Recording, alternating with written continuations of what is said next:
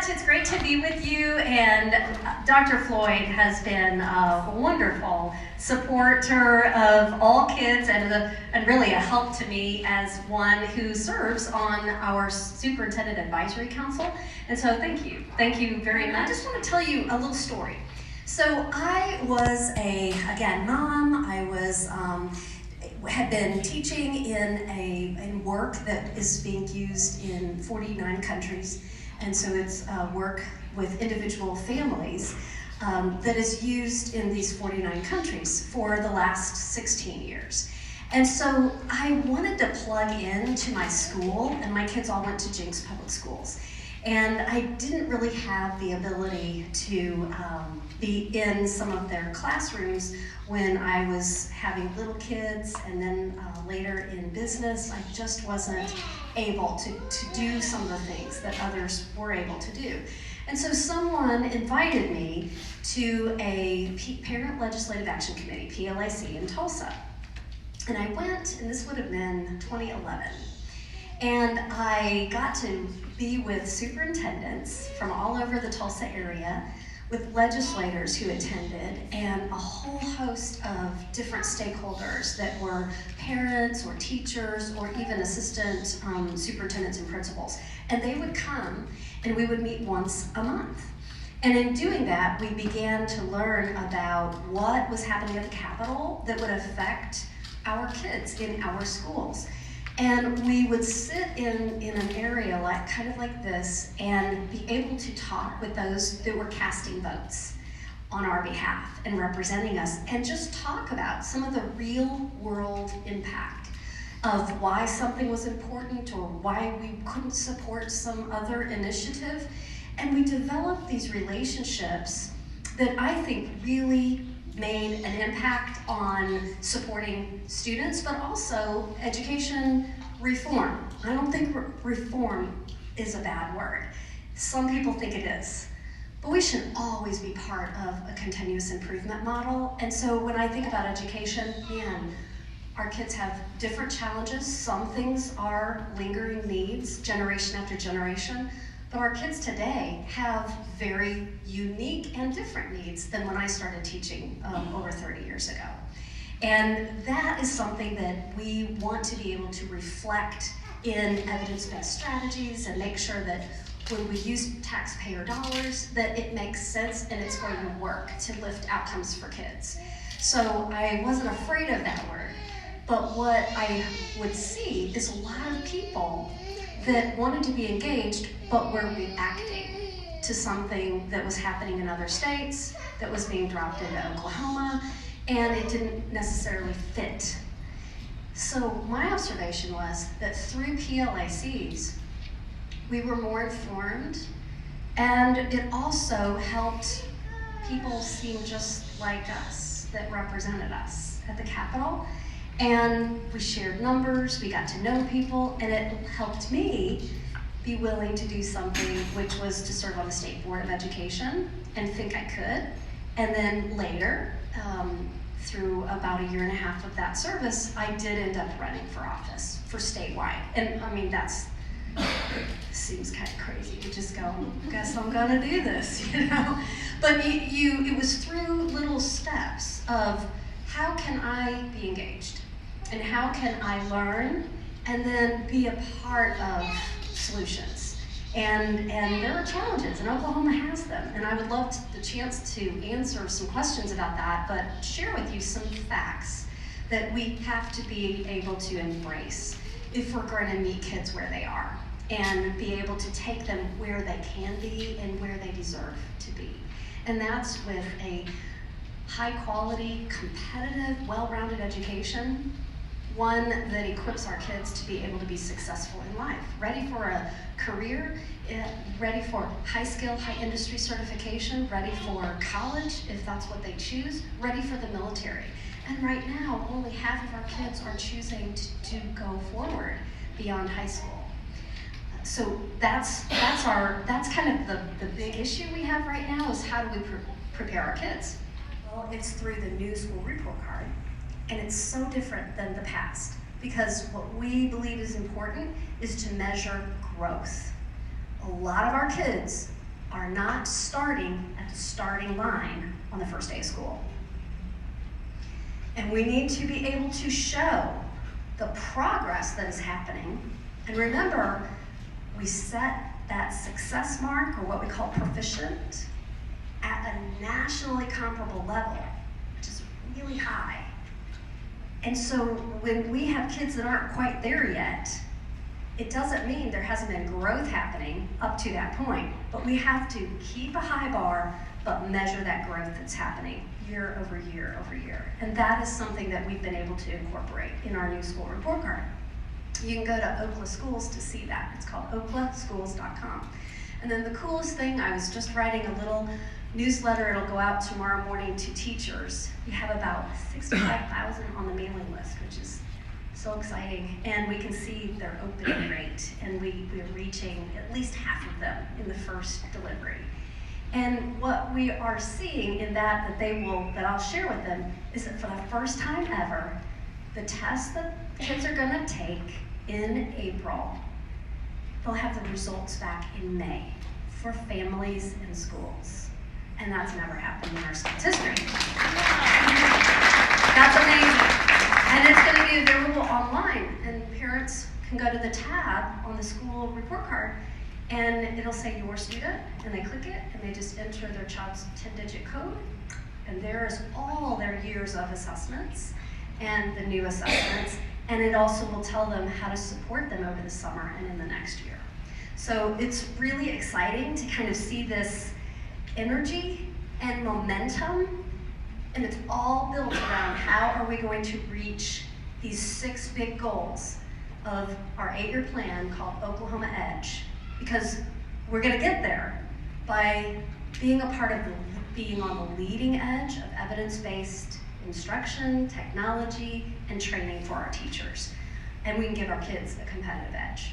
But it's gonna take all of us keeping, rowing in the same direction and really accepting a real high standard of where we wanna be, but then providing the supports to achieve it. So that's what we're about. We've got lots of kids that have a lot of needs. And I don't wanna depress you by telling you this, but I think we have to face the facts. So it's kind of like hashtag, face the facts. Oklahoma has half of our children who have an adverse childhood experience, or ACE score, of 3 or higher, which when you hit 4 out of a 0 to 10, 4 has life-changing impact. 4 means early death as an adult if you make it. And you might add in many other diseases, divorce, all kinds of the long list of things that we don't want for any of our children. And so when we know that half of our children right now in school are already at 3 on the ACE index, that means trauma in their lives, we have to train our teachers to be able to make the connection, not mistake something that is trauma related and call it ADHD. Or that kid is just disengaged and is sleeping, and that's disrespectful.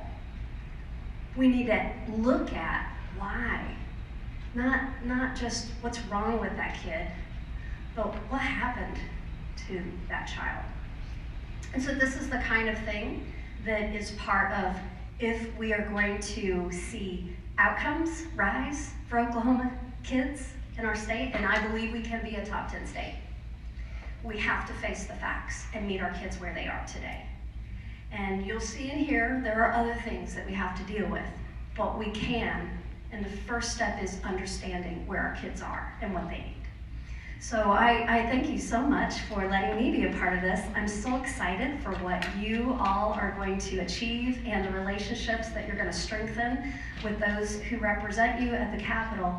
I think it will be very rich, and it will have an incredible impact on kids and on all of the schools that are represented here as well. Thank you so much. I appreciate it. I want to say thank you to all of our distinguished guests that are here. Thank you to all the legislators for showing up. This is an important process that these ladies are the driving force behind. But I have seen parent packs in the past be extremely effective. And we all know that public schools have a number of issues to deal with, some of which the legislature has control over, others they do not. But I think these legislators would agree with me that when a parent comes to their office or communicates with them about certain issues that are affecting them and their kids and or the rest of the kids in their school district, they're going to listen because that is meaningful. And so I applaud everyone in the room for your interest in this Parent Legislative Action Committee, and I think it can be extremely effective. And I think that your efforts will yield great results. We all want the same thing. We want the best for our kids, and we also want the very best for all of the kids in our school district. So I applaud you and thank you for your effort in that regard. Thank you. My name's Caldwell. Like she said, this is my third term. I kind of came by my interest in education, I guess, naturally. Both of my parents were public educators and really emphasized education for us. And it was one of the main reasons that I ran for office back in 2014. I have served on the education committee every year. I've been in the legislature. I've requested that. Some, if you ask them, they will tell you what committees to take, and they will say the last one is education. I go the opposite way, and that's what I've requested and have been honored to serve on every year. I'm also Oklahoma's representative on the Southern Regional Education Board, which is a nonprofit education organization that represents 16 southern states in the United States. It's a policy working group, and we get together a few times a year and work through different issues. They have all kinds of wonderful things. You should definitely check out their website, SRED. They have a lot of really wonderful information on that. So, Sally, you really did hit on a couple of my items already, so I will skip those. But and you're not supposed to hit the main point first, but I'm going to do it anyway. So I will tell you, and this kind of goes a little bit along with what Sally said, but my own catchy saying, I guess, is be an advocate, not an adversary. This goes back to the old axiom, I guess, of you catch more flies with honey than you do vinegar.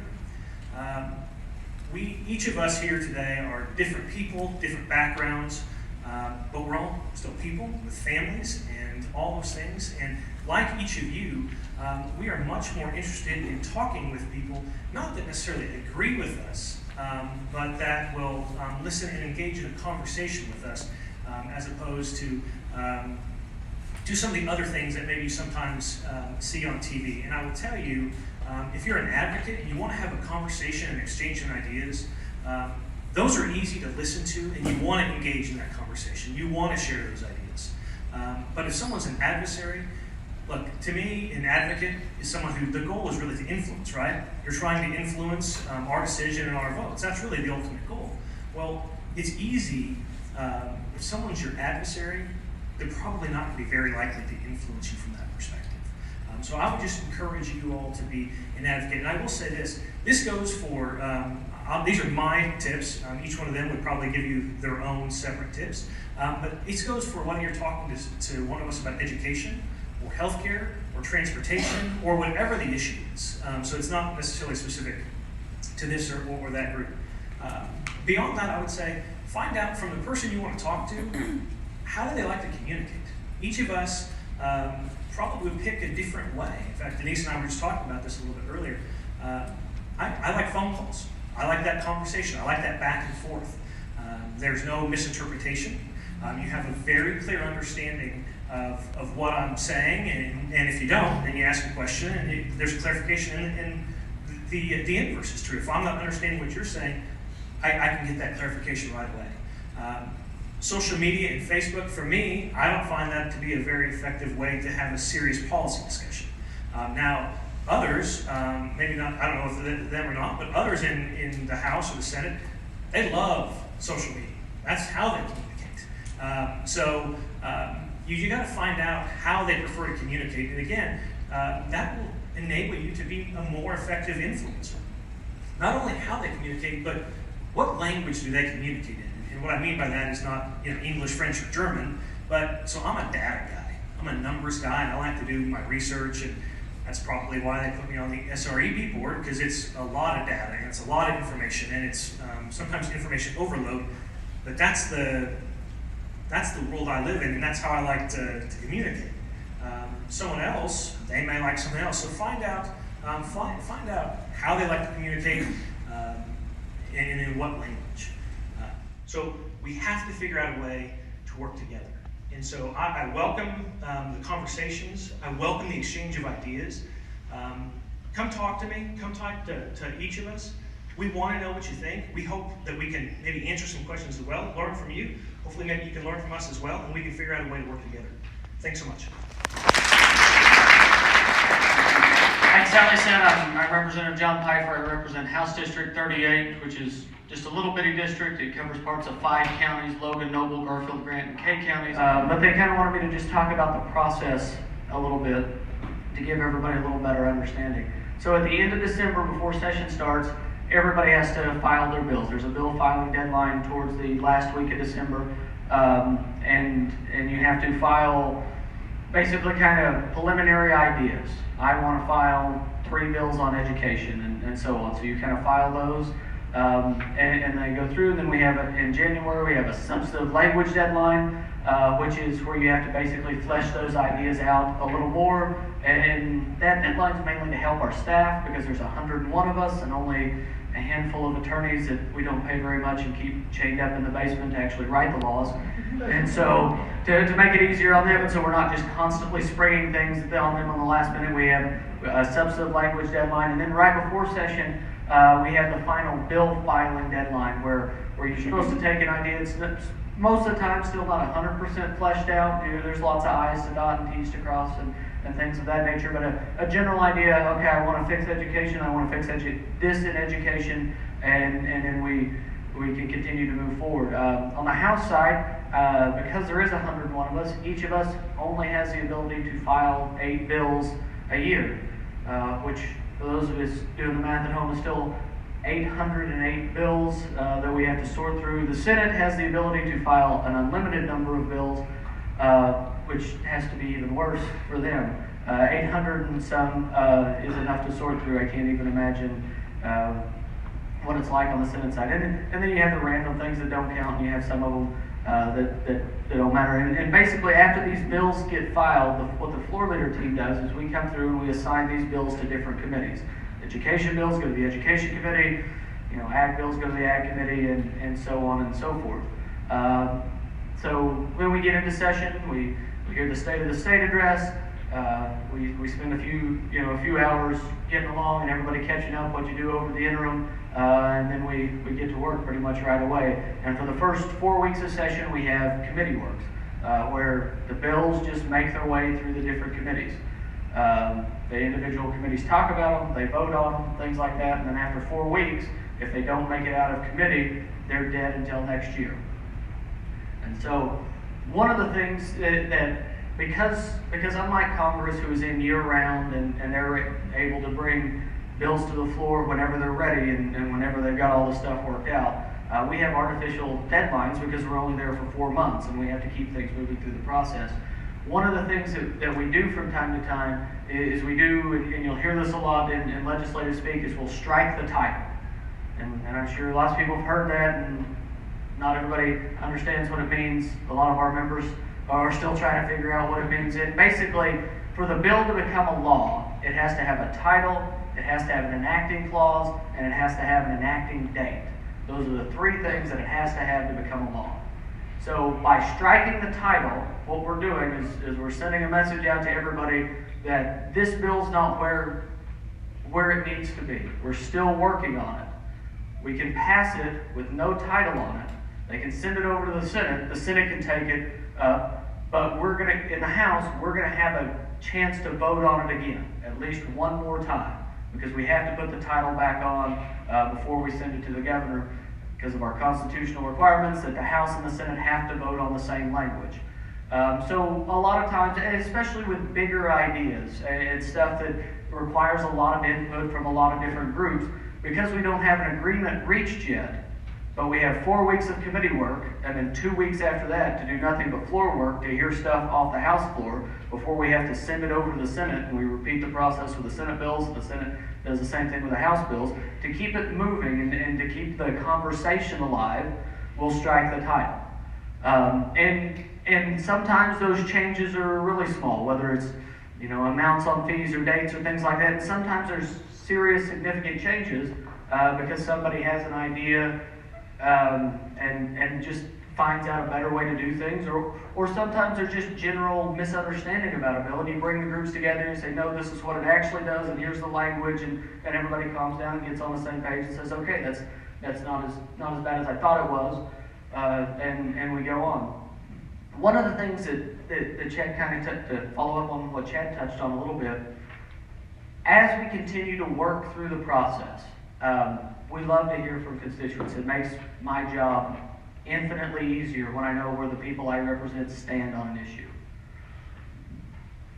It makes it harder, though, when you have something, especially not even for a floor vote or a final floor vote, but when you have a bill that's in committee, and you have the author who says, I've struck title, which signifies to me I at least get to vote on it at least twice more after this committee meeting.